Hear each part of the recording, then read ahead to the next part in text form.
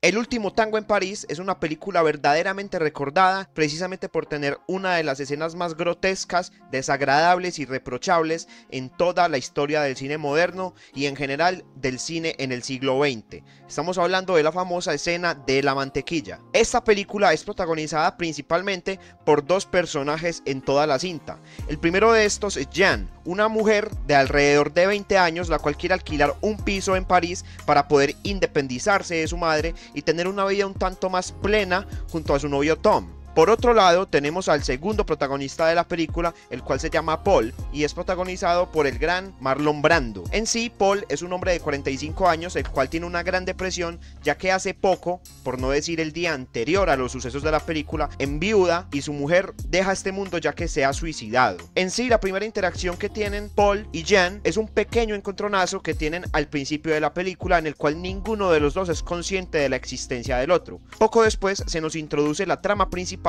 la cual involucra a Jeanne tratando de encontrar un piso en el cual vivir. En efecto, logra encontrar uno en un hotel de mala muerte, el cual no tiene para nada buenas instalaciones, no tiene buena apariencia y está más bien en un barrio marginal. En este mismo hotel es donde Marlon Brando va a desarrollar prácticamente a todo su personaje de Paul. En sí, la idea que tenía Jeanne para este edificio era encontrar un piso algo barato, el cual fuera adecuado para poder independizarse de su casa en la cual no tenía ningún problema, pero quería probar cosas nuevas y encontrar un nuevo piso. En el momento en que Jeanne va a revisar dicho piso, revisa todos los aspectos de este y ve que es bastante desagradable. Pero mientras hace esto, vemos que el personaje de Marlon Brando, Paul, está en este piso sentado sin haberle dicho nada a Jeanne. La película hace interactuar a los personajes de manera que tienen sexo en la primera escena, en la cual logran hablar e intercambiar palabras. Como vemos, el argumento de la película no es para nada innovador, es un poco básico y aparte es lento, ya que la película dura alrededor de 2 horas, pero todo el desarrollo se basa siempre en la misma historia, no hay prácticamente saltos de trama y todo lo que va a involucrar la relación de Paul y Jeanne va a transcurrir de una manera un tanto tediosa, ya que es muy predecible lo que va a llegar a pasar, un poco no tanto el final, pero todo el desarrollo de la cinta es bastante predecible, de manera que el espectador puede que se canse un poco al verla. En sí, esta película es famosa por una de las escenas que vamos a narrar más adelante y que marcó un hito en la historia del cine, pero no para bien precisamente, sino para mal, ya que es una escena que en sí, en el argot del cine, está envuelta en mucha polémica. No solamente por lo que se llegó a actuar, lo que se llegó a dramatizar, sino las circunstancias en las que esta escena se dio y qué tanta información y consentimiento tenían los actores al hacer esta escena. Poco después de que esta escena pasa, no la escena de la que vamos a hablar más adelante, sino la escena en la que Paul y Jeanne se conocen, vemos que al espectador se le cuenta un poco más sobre la historia de Paul. Al parecer, este tenía una esposa, la cual él amaba mucho, esta esposa se llamaba Rosa, la cual se suicida el día anterior a los sucesos de toda esta película. Por ende, ya podemos dar una explicación más lógica a la depresión que Paul mostraba al principio de la cinta. Como vemos, más adelante se nos va a ir develando un poco más de cómo fueron las circunstancias de dicho suicidio, pero en sí esta va a ser la tristeza y el hito que va a marcar a Paul con respecto a sus sentires y a sus actuares en toda esta película. Poco después de esto, en la misma escena en donde ellos están teniendo sexo y terminan, vemos que Paul y Jeanne llegan a un pacto en el cual prometen que cada cierto tiempo van a ir a este piso a tener sexo, simplemente a tener relaciones sexuales sin ningún compromiso, y este pacto también incluye el hecho de que no se va a decir nada acerca de sus vidas personales, ni siquiera su nombre ni su edad, simplemente van a estar ahí para compartir momentos de placer, el cual no conlleva ninguna relación interpersonal la cual sea profunda o por lo menos que marque algo para alguno de los dos. Como vemos, esta decisión por parte de Paul está marcada por su tragedia, ya que él prácticamente está viviendo una vida bohemia debido a su pérdida, mientras que Jeanne está viviendo una vida un tanto más curiosa, ya que ella, al no tener tanta edad, siente curiosidad y desea lanzarse a la, entre comillas, aventura con un hombre mucho mayor que ella, en este caso Paul. En sí, Jeanne también tiene bastantes conflictos con ella misma, ya que no solamente tiene esta, entre comillas, relación con Paul, sino que además de esto ella tiene un novio, el cual, aparte de toda esta trama, es cineasta y usa de manera muy descarada a Jeanne, ya que este pretende hacer una película la cual se basa en la interacción de ellos dos como novios, pero Jan no estaba enterada de este suceso. Por ende, después de mucho tiempo de no haberse visto, el primer encuentro que tiene Jan con este novio es que este novio tiene un equipo entero de camarógrafos y de asistentes de cine, el cual la graba a quemarropa, y esta se siente muy incómoda, ya que ella no quiere tener una vida tan pública desde el principio, sino que quiere por lo menos disfrutar de dicha relación, quiere intentar ser un poco feliz con esta relación, lo cual se ve frustrado por las ansias de su novio de tratar de ser un cineasta y de tratar de ser un buen director de cine, pero la verdad es bastante frustrado. Gracias a estas situaciones es que Jan se ve tentada a tener dicha relación con Paul. En este punto ya ambos tienen ciertos motivos para estar con el otro, tienen ciertos motivos para aventurarse en este tipo de relación rara, la cual Paul se inventa de la nada y Jan acepta sin titubear. En sí, Paul trata de que todo aquel acto que involucre a ambos sea totalmente despersonalizado. Me refiero a que cualquier acto que ellos cometan con respecto al otro tiene que estar totalmente lejos de su vida personal. Por ejemplo, en un punto de la cinta, Jan intenta contarle algunas anécdotas de su vida pasada cuando era niña a Paul, pero Paul, iracundo, le dice que no le interesan los nombres ni las edades de las personas de las que ella habla. Mientras él menos sepa de su identidad, mejor. Él le advierte que no importa y no le interesa si aquellos hechos son reales. Lo que le interesa es que no se personalice a ninguna persona, valga la redundancia, en su historia, ya que esto le daría pie a conocerla y a saber por lo menos en qué contexto se rodea, cosa que a él no le gusta, ya que los pactos y los acuerdos están muy claros desde el principio de esta, entre comillas, relación. En sí vemos que Paul cada vez más va intentando atar cabos con respecto al suicidio de su esposa. Uno de estos cabos que él logra atar en uno de los puntos de la película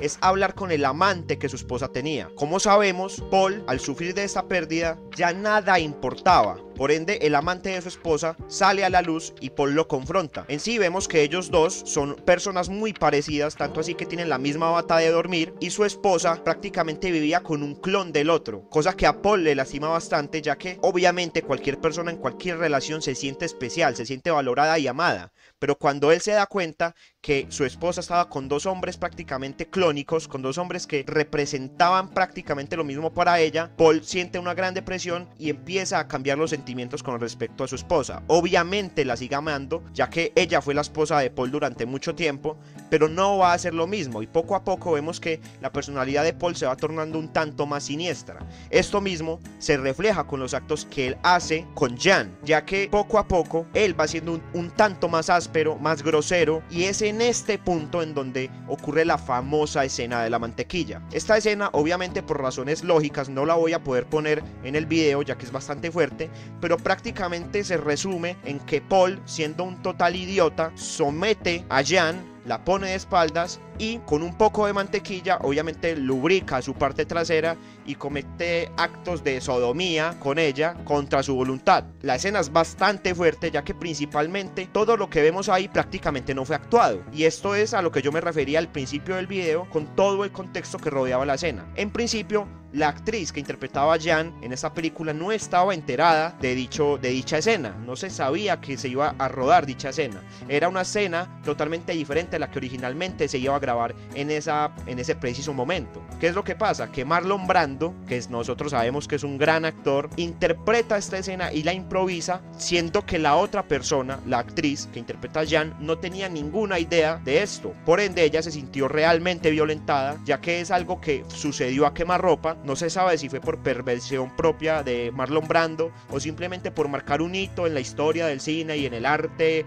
experimental en esta cinta. Nunca se va a saber, pero fue bastante desagradable para la actriz. Por esto es que esta escena, la escena de la mantequilla en El último tango en París, es bastante polémica y hasta bastante recordada, ya que precisamente por esta escena es que la película es famosa, ya que esta película no brilla por su argumento y no brilla por sus actuaciones. En sí sí brilla por sus actuaciones, ya que Marlon Brando siempre va a ser un buen actor, pero no va a ser nada diferente y mucho menos comparable con las obras maestras que este actor tiene en su repertorio filmográfico, como lo puede ser la trilogía del Padrino. Como sabemos, él interpretaba a Vito Corleone. Poco después de esto vemos una escena también en la que Paul visita el sepulcro de su mujer, bueno, no el sepulcro sino el velorio de su mujer, en el cual está ella acostada, maquillada, con un traje bastante hermoso, ya que ella está pues en su velorio, está muerta, y vemos que Paul tiene un monólogo bastante bastante largo en el cual se enfrenta a sus propios sentimientos hablándole a su esposa. Él se da cuenta de que su esposa lo engañaba, de que su esposa no era tan buena esposa como él creía, y vemos que él reprocha cierto egoísmo a su esposa, ya que aparte de que lo engañó, se suicidó y no dio ninguna explicación, nunca lo confrontó. Vemos que en realidad Paul sí la sigue amando